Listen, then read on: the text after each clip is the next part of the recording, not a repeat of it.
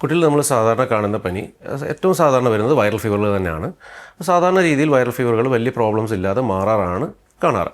ഒരു ഹെൽത്തി ഒരു കുട്ടിയാണെങ്കിൽ സാധാരണ ഒരു 1-2 ദിവസം അല്ലെങ്കിൽ ഒരു 3-4 ദിവസം വരെയൊക്കെ വൈറൽ ഫീവേഴ്സ് കാണാറുണ്ട്. അപ്പോൾ ആ കുട്ടിയുടെ ജനറൽ കണ്ടീഷൻ സ്റ്റേബിൾ ആണെങ്കിൽ ആഹാരമൊക്കെ കഴിക്കുന്നു, പനി വരുമ്പോൾ ചെറിയൊരു ക്ഷീണം വരുന്നു, പാരസെറ്റമോൾ കൊടുക്കുന്നു, പനി മാറുമ്പോൾ ഒക്കെ ആക്റ്റീവ് ആകുന്നുവെങ്കിൽ നമുക്കൊരു 2-3 ദിവസം വെയിറ്റ് ചെയ്യുന്നതിൽ തെറ്റില്ല.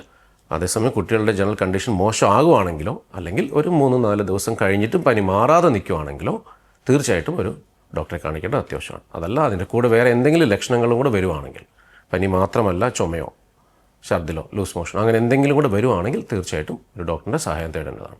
ആദ്യം നമ്മൾ പാരസെറ്റമോൾ തന്നെയുള്ളൂ. വൈറൽ ഫീവറുകൾ ഒരു 90% പനികളും വൈറൽ ഫീവർ തന്നെയാണ്. പനിയുടെ മരുന്ന് കൊണ്ട് മാത്രം മാറേണ്ടതേ ഉള്ളൂ. അത് ആൻറ്റിബയോട്ടിക്കുകൾ എല്ലാ പനികൾക്കും ആവശ്യമില്ല. ബാക്ടീരിയൽ ഇൻഫെക്ഷൻ ആണെങ്കിൽ മാത്രമേ ഒന്നുള്ളൂ നമ്മൾ ആൻറ്റിബയോട്ടിക്കുകളെ പറ്റി നോക്കുന്നു.